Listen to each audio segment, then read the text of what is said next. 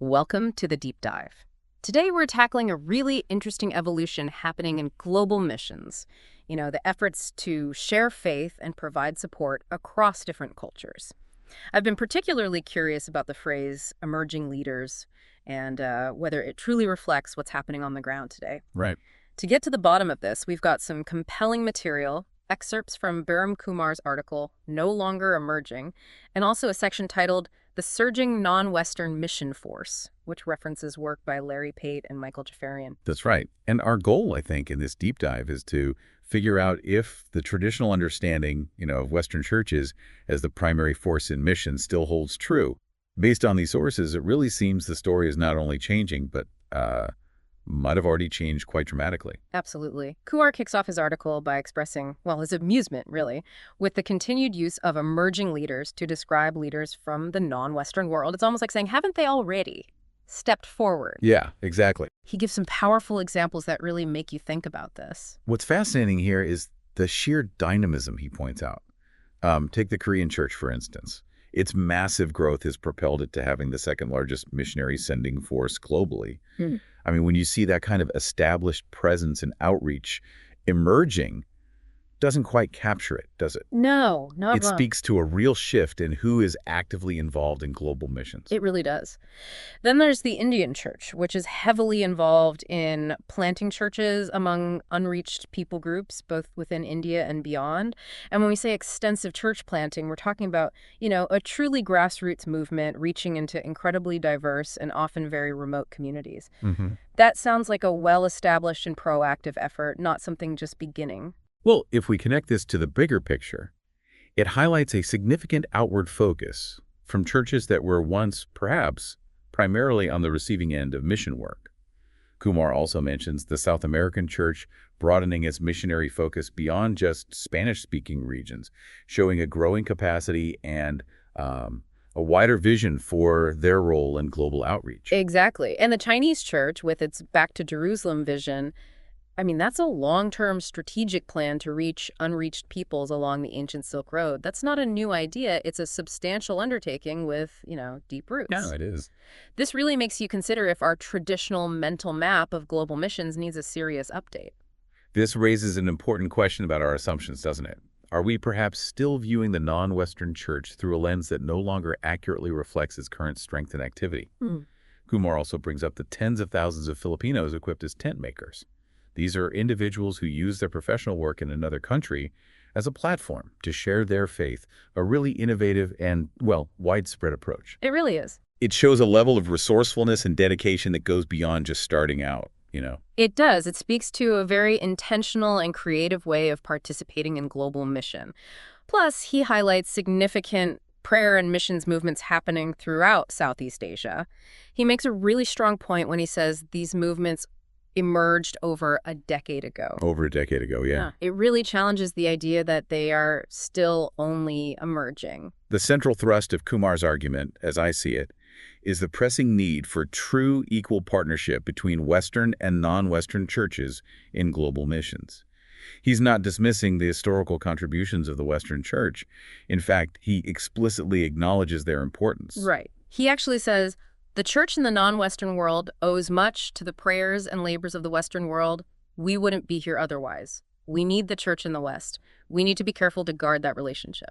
But then he immediately pivots, doesn't he? Yeah, he does. To emphasize that the West needs to let go of this they are emerging mindset and recognize non-Western missions as equally capable and crucial partners.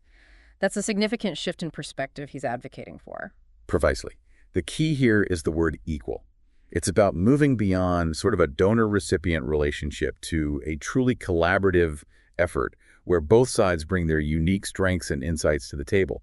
And Kumar provides some really tangible examples of where he's observing this shift towards convergence. Okay, let's delve into these examples. First, he mentions Ethne, this global network focused on reaching unreached people groups. What strikes you most about this example?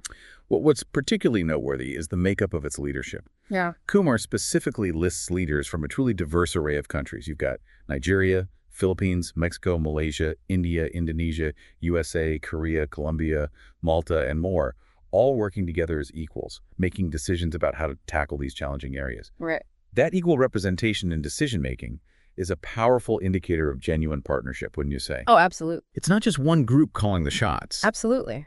It signifies a move away from a more hierarchical, maybe West-led model to one of shared leadership and shared responsibility. Okay, his second example focuses on crisis and disaster relief. How is that evolving? The key shift he observes is a move away from Western organizations simply providing short-term aid and then leaving. There's a growing trend of Western and non-Western churches collaborating in relief efforts with a long-term vision, specifically towards planting churches within those communities. The local church is becoming increasingly central to these efforts, ensuring a more lasting impact. That makes a lot of sense. It's about empowering the local believers to be the ongoing presence and to foster spiritual growth within their own communities, rather than relying solely on external support that, eventually departs. Exactly. If I'm understanding correctly, this approach aims for a more sustainable and locally driven impact. Exactly right. His third point regarding migration offers a really compelling illustration. The example in Southeast Asia, where thousands of Vietnamese laborers came to faith through the outreach of the local church, with Western workers playing a supportive role like the Scandinavian couple working alongside the Vietnamese churches, that really underscores the local church taking the lead in a significant way. It really flips the traditional narrative, doesn't it? Western workers aren't the primary evangelists. Instead, they're coming alongside and supporting the initiatives that are already underway within the local church. Yeah. That's a fundamental shift in both mindset and practice. And finally, he assesses creative access through tent making. The Tent Makers International Network, again, boasts a diverse leadership team from countries like New Zealand, Korea, Philippines, India, Malaysia, USA, and Mali. They're all on equal footing, exploring how to encourage all believers to actively participate in the Great Commission through their vocations. This highlights the idea that mission isn't just for a select few, professional missionaries, but something all believers can be involved in, regardless of their background. So across these different spheres, strategic planning for unreached groups, responding to crises, engaging with migrants, and leveraging professional skills for mission, Kumar sees this increasing trend of Western and non-Western churches partnering as equals. His overall conclusion is that this enhanced collaboration will significantly boost our collective ability to reach every people group. It's a powerful vision, isn't it? One that recognizes the valuable strengths and resources that both the Western and non-Western churches bring to the mission endeavor, without one being perpetually labeled as emerging or somehow less capable. Okay, now let's pivot slightly to the statistical perspective with the surging non-Western metamorphose excerpt. This section discusses Larry Pate's 1989 projection. What was the core of his prediction again? Well, back in 1989, Larry Pate made a rather bold prediction. He estimated that by the year 2000, the majority of Protestant missionaries would actually originate from the non-Western world. Right. This generated a lot of discussion at the time and was frequently referenced. But it seems that this projection faced some scrutiny later on, right? Michael Jafarian raised some concerns about the methodology in 2004. What were his key criticisms? Yeah, Jafarian pointed out a critical flaw, really, in how Pate made his comparison. Pate had compared the total number of missionaries in the non-West, that includes individuals serving within their own cultural context, as well as those going abroad, with only the foreign missionaries sent from the West. Essentially, it was comparing apples and oranges. A larger set of data on one side with a more specific subset on the other, which could lead to a misleading conclusion about international mission trends specifically. I see the issue. You can't really compare those two different sets of data and draw accurate conclusions about the shifting dynamics of missionaries crossing international borders. So how did Jafarian go about correcting this comparison? Jafarian's correction focused on comparing only the number of foreign missionaries originating from both the Western and non-Western worlds. Apples to apples, basically. Got it. His analysis revealed that the non-Western foreign mission force did experience significant growth, a whopping 210% increase between 1990 and 2000, which is huge. Wow. However, despite this impressive growth rate, in the year 2000, the Western foreign mission force was still considerably larger, approximately 3.5 times the size of the non-Western force. So Pate's original projection about foreign missionaries didn't quite materialize by 2000 based on this more precise comparison. Okay, so the idea that the non-West would have more foreign missionaries by 2000 didn't quite hold up according to Jafarian's more refined analysis. But the story doesn't end there, does it? Bruce Koch then took Jafarian's work a step further. Exactly. Yeah. Koch posed a really insightful question. What if we look at the total number of cross-cultural missionaries, encompassing both those serving in foreign countries and those serving domestically among different cultural groups within their own nation from both the West and the non-West? Ah, okay. Broadening the definition. Right.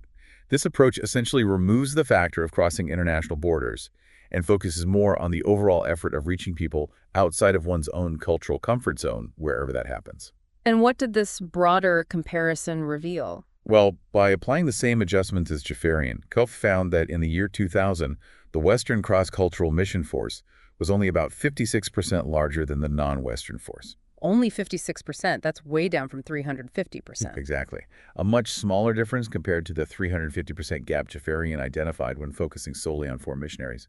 But what's even more striking, maybe, is that during the 1990s, the non-Western force grew 8 times faster than its Western counterparts in terms of this total cross-cultural missionary engagement. 8 times faster. Wow, those are dramatically different growth rates.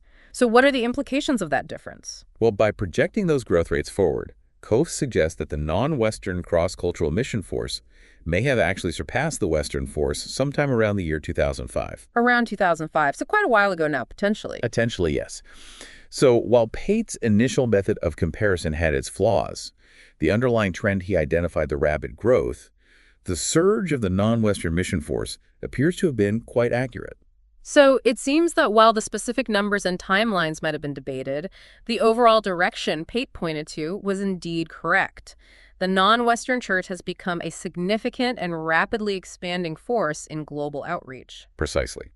The excerpt concludes that Pate was correct in alerting us to this undeniable trend, and that surging is indeed a far more accurate descriptor than emerging for the non-Western mission force. It really highlights the incredible commitment within what's now often called the majority world to actively participate in the task of world evangelization. Okay, so when we put it all together, it becomes pretty clear from both Kumar's firsthand observations and, the statistical analysis that the landscape of global missions has undergone a really significant transformation. The non-Western church isn't just on the verge of something, it's already a major and dynamic participant. Absolutely. Kumar's call for equal partnership isn't just some noble aspiration. It actually reflects the current reality. We're seeing concrete examples of this collaboration across various aspects of mission, and the statistical trends totally support the idea that the non-Western church is a powerful and rapidly growing force in reaching the world. The term emerging really does seem to belong to a previous era. So the key insight for me is that we really need to move beyond traditional, maybe Western-centric understandings of missions and fully embrace this reality of a globally distributed mission effort where true partnership and mutual respect are absolutely essential. Exactly. The sources challenge us to recognize the leadership, the resources, and the strategic vision emanating from the non-Western church, not as something that will happen in the future, but as something that is actively unfolding right now. This has been a truly eye-opening deep dive. It certainly challenges some long-held assumptions and paints a picture of a much more dynamic and interconnected global missions landscape than maybe I had fully grasped before. Yeah, what's particularly compelling is the potential this unlocks for the future, right? Hmm. If we genuinely embrace this model of equal partnership, leveraging the diverse strengths, cultural insights, and contextual understanding of churches worldwide, well, the possibilities for reaching every people group become even more tangible and exciting. So, for you, the listener, as you consider this profound shift from a historically Western-dominated mission endeavor to one that is increasingly globally distributed, I want to leave you with this thought. How might this understanding reshape your own perspective on international collaboration? How does it influence the way we think about allocating resources, the future of reaching every corner of the world? What does true partnership genuinely look like in this new reality where the non-Western church has not just emerged, but has, well, firmly taken its place as a vital and leading force? Something to think about.